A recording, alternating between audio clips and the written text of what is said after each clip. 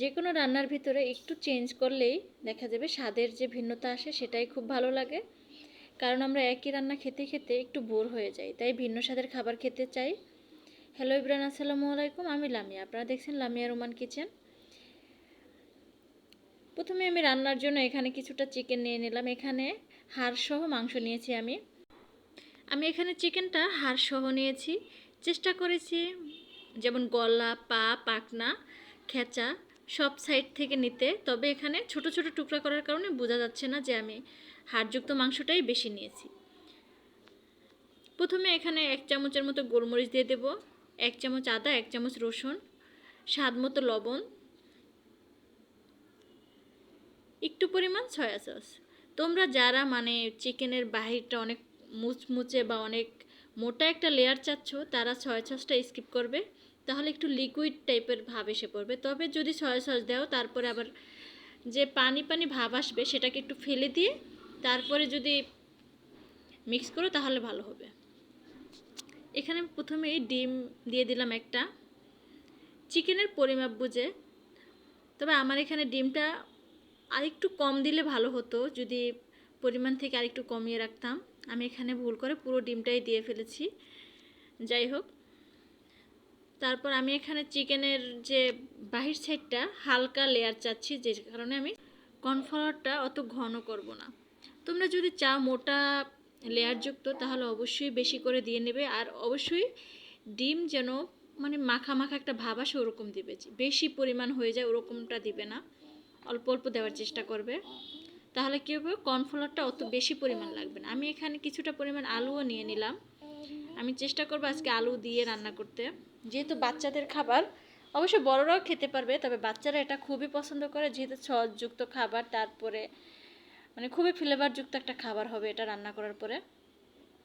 তো এভাবে আলাদা আলাদা করে দিয়ে একটু গরম হয়ে গেলে আবার সবগুলো এক সাইডে করে রাখা যাবে, লেগে যাবে না। আলাদা আলাদা করে ভেজে রাখতে হবে এরকম না, প্রথমে একটু দিয়ে তারপর গরম হওয়ার পর আবার সবগুলো এক সাইডে করে নেওয়া যাবে। একটু ব্রাউন কালার করে ভেজে নিতে হবে এটাকে। তবে চুলার আঁচটা না অত লো হিটে রাখবে না, অবশ্যই হাই হিটে রাখবে। কারণ চিকেন রান্না করার সময় বা চিকেন ভাজির সময়, ভাজা যে ফ্রাই করো আর যাই করো, অবশ্যই হাই হিটে করবে এটা। না হলে কি হয়, চিকেনের ভিতরে যে জুচি ভাবটা থাকে ওটা বের হয়ে যায়, চিকেন একটা আঁশ ভাব চলে আসে, খেতে একদম ভালো লাগে না। চিকেনটা না আমরা সফট খেতে পছন্দ করি। হ্যাঁ, হার্ড হলে চলবে, কিন্তু আঁশযুক্ত খাবারটা আমরা অবশ্যই চিকেনে পছন্দ করি না, এটা গরুর মাংস খেতে আমরা পছন্দ করি এভাবে। তো এটা হাই হিটে রান্না করার চেষ্টা করবে, তাহলে ভিতরের যে সফটনেস বা জুসি ভাবটা চলে যাবে না আর পুড়ে যাবে না। অবশ্যই সামনে দাঁড়িয়ে থেকে রান্না এটা ভেজে নিবে, তাহলে আর পুড়ে যাবে না। একটু পরে উল্টিয়ে পাল্টিয়ে রান্না করে নেবে, এভাবে রান্না করলেই হয়ে যাবে। এটাকে আমি একটু ব্রাউন কালার করে ভেজে নেব।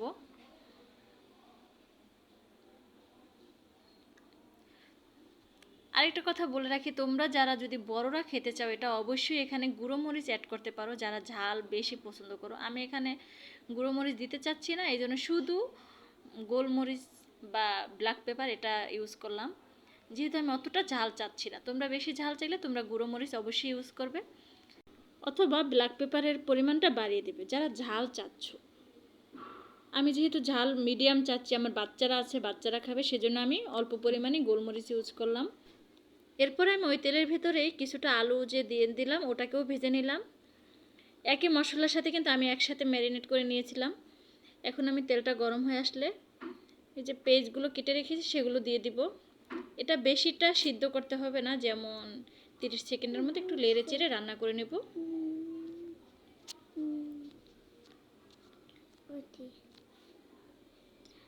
এই কাজটা অবশ্যই লো হিটে করতে হবে, তাহলে না কড়াইটা পুড়ে যাবে, তারপর মশলাটাও পুড়ে যেতে পারে, এরকম একটা সমস্যা হয়। তো এটা লো হিট বা মিডিয়াম হিট করে নেবে। আমি এখানে চিকেনটা যে ম্যারিনেট করেছি ওখান থেকে যে চিকেনটা দেওয়ার পরে যে মশলাটা ছিল, ওই মশলাটা অবশ্যই কর্নফ্লাওয়ার, সয়া সস, গোলমরিচ এগুলো যুক্ত ছিল, ওগুলোকে দিয়ে দিলাম এখানে। অল্প পরিমাণ, যেমন 2 টেবিল চামচের মতো টমেটো সস দিয়ে দিলাম। তোমরা চাইলে বা চিকেনের পরিমাপ বুঝে বাড়িয়ে কমিয়ে দিতে পারো।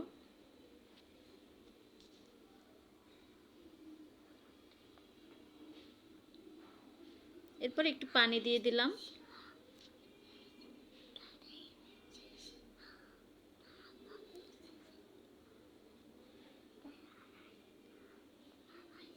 স্বাদ মতো লবণ দিয়ে দিলাম। আমার চিকেনে কিন্তু লবণ দেওয়া ছিল ম্যারিনেট করার সময়, চিকেনের লবণটা। এবার আমি এখানে যে মশলাটা হচ্ছে সেটার জন্য লবণ দিলাম অল্প পরিমাণ, যেহেতু অতটা ঝোল থাকবে না বা ঝোল একেবারেই থাকবে না, এটা শুকনো শুকনো টাইপের খাবার, সেখানে তেমন একটা লবণ প্রয়োজন নাই। এরপর আমি চিকেনটাকে দিয়ে দিব। এটাকে অতটা কষানোর প্রয়োজন নাই, যেহেতু এটা ভাজা ভাজা টাইপেরই খাবার হবে। এখানে আমি মনে হলো আরেকটু টমেটো সস দিয়ে দিলে ভালো হবে, সেজন্য আরেকটু দিয়ে দিলাম। টমেটো সসে কিন্তু চিনি দেওয়া থাকে, সেজন্য আর চিনি দরকার হবে না। যারা হাতে তৈরি করা টমেটো সস দেবে তারা অবশ্যই 1 চামচ বা হাফ চামচের মতো চিনি দিয়ে দিবে। আলুটাকে এবার দিয়ে দিলাম, দিয়ে নেড়ে চেড়ে রান্না করে নামিয়ে দিতে হবে।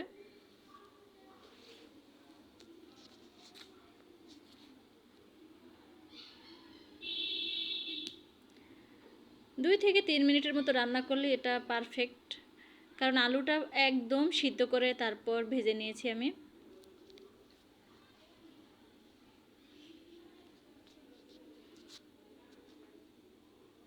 এখানে অবশ্যই আস্ত যে গরম মশলা সেটা ইউজ করবে না, আরেকটা কথা বলে দিলাম।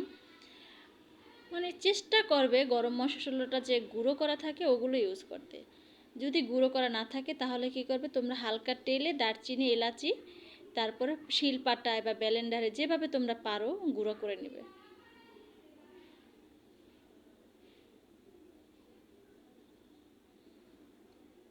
আমি এখানে কাঁচামরিচ এবং